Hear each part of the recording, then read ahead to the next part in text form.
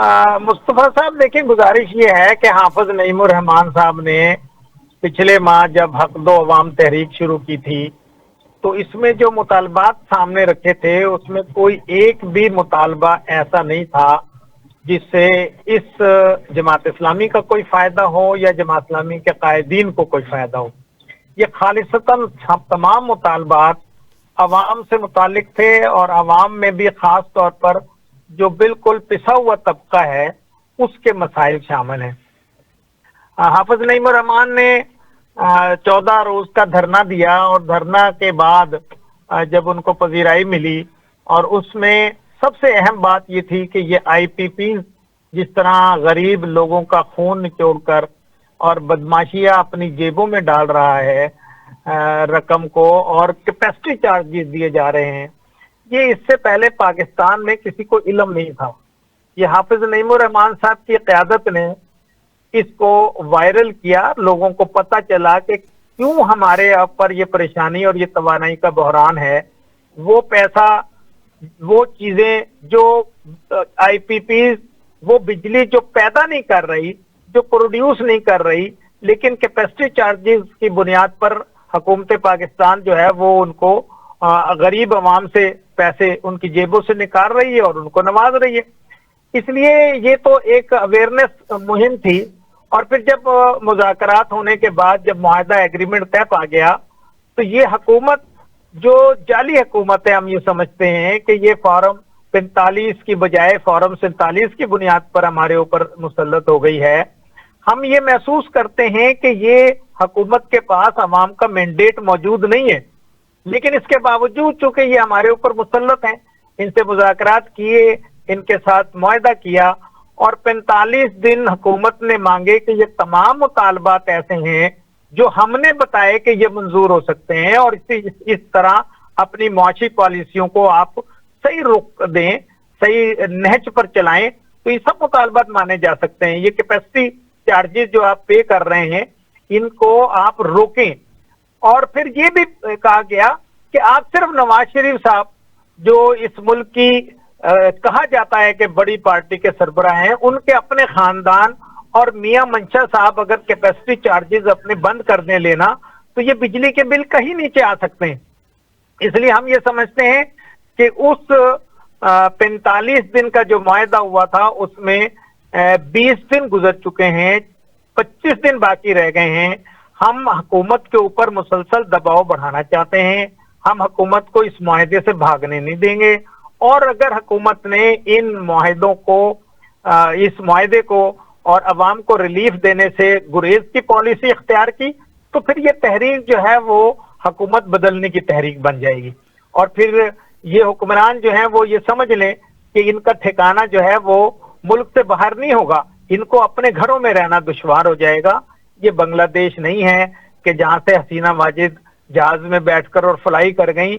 यहाँ पर एयरपोर्ट भी और हवाई जहाज भी अवाम के कंट्रोल में होंगे। फिर हमने एक पुरअमन जदोजहद की है, हाफिज नईमुर रहमान साहब ने एक पुरअमन जदोजहद का कल्चर का रिवाज दिया है। कल पूरे पाकिस्तान में तारीख साज हड़ताल हुई है, लेकिन कोई एक गमला भी नहीं टूटा, किसी के शेल्टर को जबरदस्ती बंद करवाने की कोशिश नहीं की। तो मैं तो अप्रिशिएट करता हूं इस बात को कि एक ऐसा पॉलिटिकल कल्चर जिसमें ओए तो नहीं है, जिसमें किसी को चोर या बदमाश नहीं कहा जा रहा, लेकिन जमहूरी तरीके से अपने हकूक को हासिल करने की जदोजहद जारी है। नाजरीन, ज़ियाउद्दीन अंसारी साहब ने बड़ी खूबसूरत अंदाज में अवाम का मुकदमा जो है वो अवाम की अदालत में रखा है। मैं एक चीज़ ऐड कर रहा हूँ ज़ियाउद्दीन अंसारी साहब की बात में, ये एक बिल है, एक छोटी सी वर्कशॉप है, डेंटिंग पेंटिंग का वो लड़के मिलके वहाँ पर काम करते हैं, उनकी दुकान पर ये आज बिल आया है।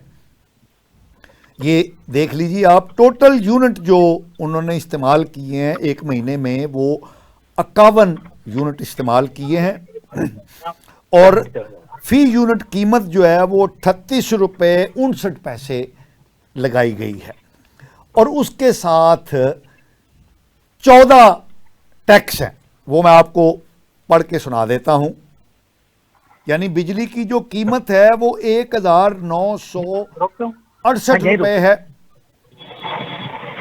اور اس میں محصول بجلی شامل ہے، جی ایس ٹی شامل ہے، انکم ٹیکس شامل ہے، ایکسٹرا ٹیکس شامل ہے، فردر ٹیکس شامل ہے، روپیز ٹیکس شامل ہے، G S T on F P A ہے، extra tax on F P A ہے، further tax on F P A ہے، income tax on F P A ہے، excise duty on F P A ہے، اور R S tax on F P A ہے، اور یہ total بن جاتا ہے 1468۔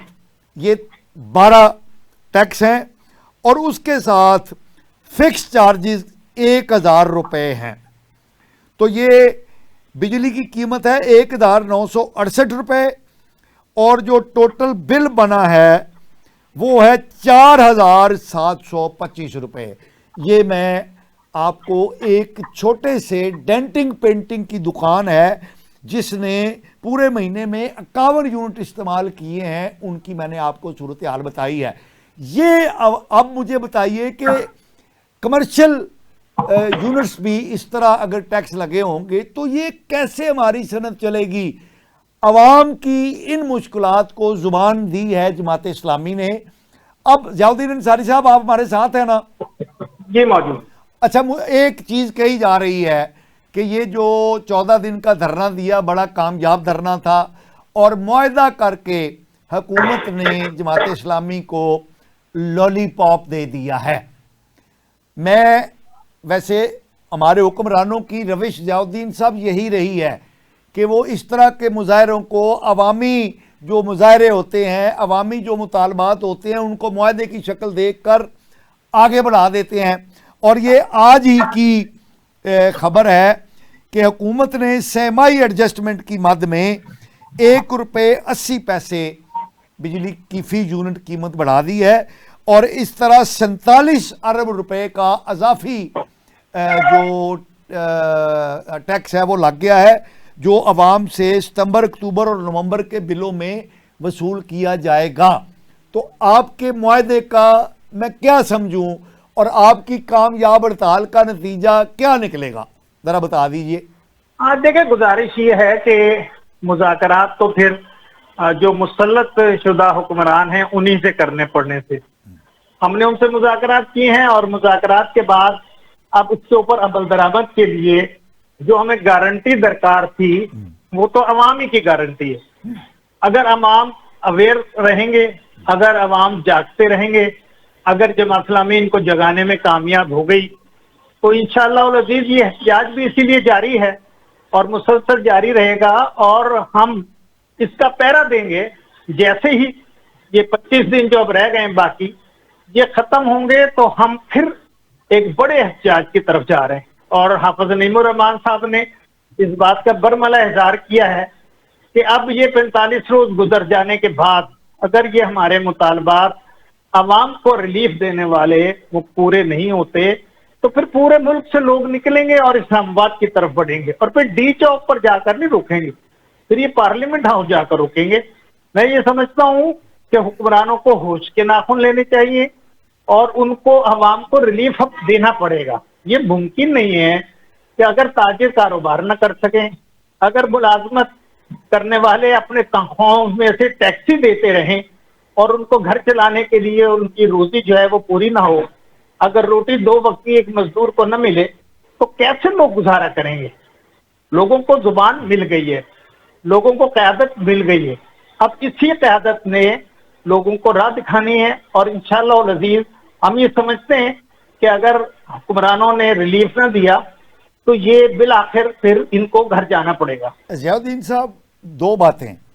پہلی بات تو یہ ہے کہ عوام ہمارے کی حالت یہ ہے کہ 29 دن وہ انتظار کرتے ہیں کہ بل آنا ہے، 30ویں دن وہ جب بل آ جاتا ہے تو وہ سوچنا شروع کر دیتے ہیں کہ بل ادا کیسے کرنا ہے۔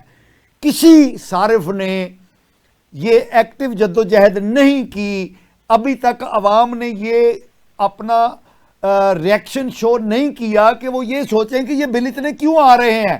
وہ ادائیگی کرنے کا سوچتے رہتے ہیں، بل نہ ادا کرنے کی ابھی تک کسی نے بات نہیں کی. اس کو آپ کیسے دیکھتے ہیں؟ عوام کی تو یہ حالت ہے. دیکھیں اس وقت تو صورتحال یہ ہے کہ اگر حق دو عوام تحریک کے قائد اگر اس بات کا اعلان کریں کہ لوگ اپنے اپنے بل جمع نہ کروائیں تو اس ملک میں ایک انارکی پھیلنے کا اندیشہ ہے. لوگ بل جمع نہیں کرائیں گے کیونکہ یہ لوگوں کے دل کی بات ہے. اگر ان کو بل ادا کرنے سے جان چھوٹ جائے تو اس سے بڑی ان کے لیے کوئی فیور نہیں ہو سکتی. لیکن میں یہ سمجھتا ہوں کہ اس طرح ملک تو نہیں چلتے. پھر ملک کو اگر چلانا ہے تو ہمیں اس طرح کی چیزوں سے گریز کرنا پڑے گا. انصاری لیکن صاحب ویسے ملک تو اس طرح بھی نہیں چل رہا کہ جس طرح جی یہ ہاں، بجلی کے درست ہے. بل لیے جا رہے ہیں، جس طرح عوام پر ٹیکس لگایا گیا ہے، جس طرح تاجروں کو ٹیکس کے بوجھ تلے دبانے کی کوشش کی گئی ہے، ملک تو اس طرح بھی نہیں چل رہا. دیکھیں مصطفیٰ کمال صاحب یہ تو پھر ہے نا کہ اگر حکومت کو ریلیف دینے کے لیے تیار نہ ہو اور عوام پستے چلے جائیں تو پھر اس بات کا بھی وہ حق رکھتے ہیں کہ ایک روز اس بات کا اعلان کر دیا جائے پورے ملک میں کہ واپڈا کے جو بل ہیں وہ ادا نہ کیے جائیں. اور میں سمجھتا ہوں کہ اس سے ہم بچنے کی کوشش کر رہے ہیں. لیکن مجھے لگتا یہ ہے کہ اگر حکمرانوں نے ریلیف سے گریز کی پالیسی جاری رکھی تو پھر یہ ایک دن آئے گا کہ ہم یہ اعلان کر دیں گے کہ اب لوگ بجلی کے بل ادا نہ کریں.